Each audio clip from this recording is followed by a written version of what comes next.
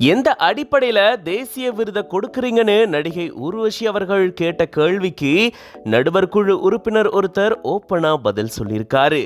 இப்படிதாங்க தேசிய விருதுகளை தேர்ந்தெடுக்கிறோம் அப்படின்னு எப்படி அதை செய்யறாங்க அப்படின்றத விளக்கமா சொல்லியிருக்காரு பிரபல இயக்குனர். ஒரு படம் தேசிய விருதுக்கு எப்படி அனுப்பப்படும், அதனுடைய முறைகள் என்ன, அதுக்கப்புறம் அங்க நடக்கக்கூடிய விஷயங்கள் என்ன, விரிவா அந்த வீடியோல பார்க்கலாம்.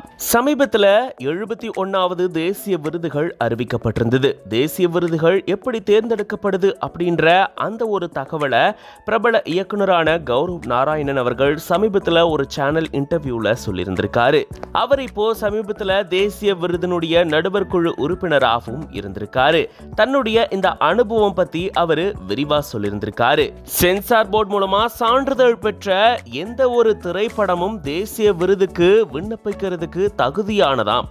ஆனா திரைப்பட தயாரிப்பாளர்கள் நேரடியாக அதை விண்ணப்பிக்க முடியாது. திரைப்பட வளர்ச்சி கழகமான NFDC மூலமா தான் பரிந்துரைக்கப்படணும் அப்படின்னு சொல்லப்பட்டிருக்கு. நடுவர் குழுவினர் சுமார் 300க்கும் மேற்பட்ட திரைப்படங்களை பார்க்கணும் அப்படின்னு கூறப்படக்கூடிய நிலையில அதிலிருந்து தான் திரைப்படங்களை பிரிச்செடுப்பாங்களாம்.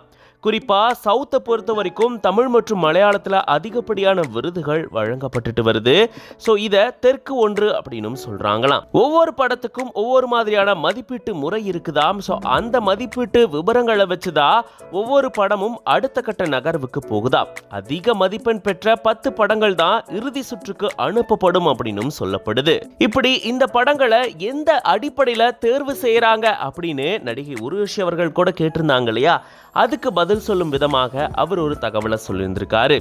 ஒரு படம் தேசிய விருது பெறுது அப்படின்னா அந்த படம் பார்த்தீங்கன்னா மக்களுடைய வாழ்வாதாரம், உணர்வுகளை பற்றி பேசணும் அப்படின்னு சொல்லப்பட்டிருக்கு.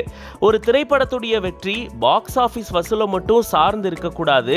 அது மனிதநேயம், தேசிய ஒருமைப்பாடு, இப்படி இந்த மாதிரியான விஷயங்களை முன்னிறுத்தி இருக்க வேணும் அப்படின்னு சொல்லப்பட்டிருக்கு. இந்த மாதிரியான அடிப்படையில், இந்த மாதிரியான முறையில தான் ஒரு படம் பார்த்தீங்கன்னா தேசிய விருதுக்கு அனுப்பப்பட்டு தேர்ந்தெடுக்கப்படுது அப்படின்னு இவர் தெரிவிச்சிருக்காரு.